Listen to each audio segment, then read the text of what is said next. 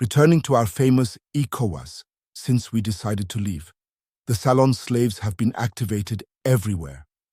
They want to instill fear in the people, make everyone afraid. Thank God, not too long ago, only a handful of people had the right to speak on television.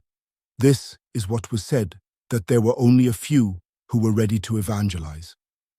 Today, with the new technologies that undoubtedly have advantages and disadvantages, everyone has the right to speak. I think the journalists themselves are the first to confirm this. Everyone can analyze a situation. We may be wrong, but when they come to us to understand, we are open to explaining our actions. Let me explain why we left this ECOWAS and where we are heading.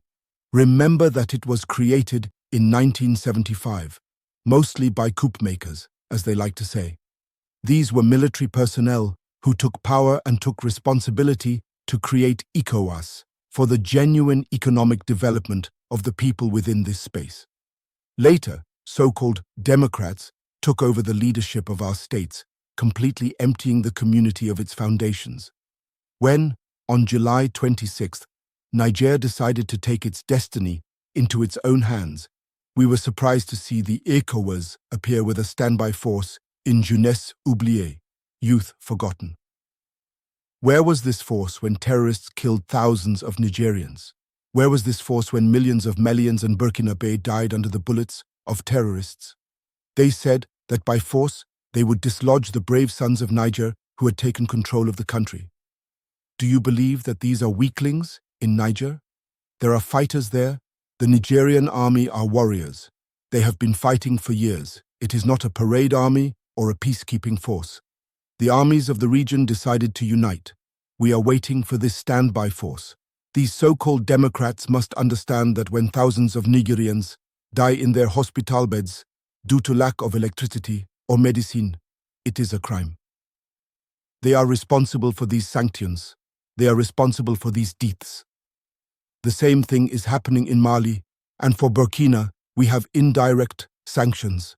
People need to understand when they go and receive instructions from the other side, they come and do everything to implement it.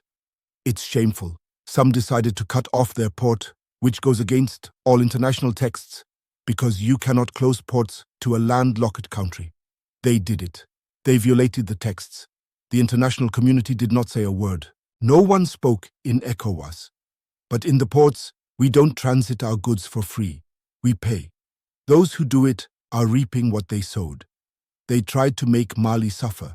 And of course, by making a mockery of all the texts, they no longer provided electricity to Mali, hoping the population would revolt. It didn't work. When it lasted, some were forced to make their people pay by increasing the cost of electricity. It will increase again. This gives us several lessons. We must do everything to maintain the independence we take, the sovereignty we take.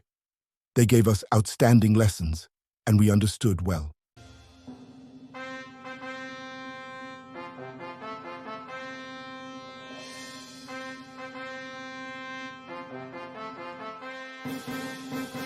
The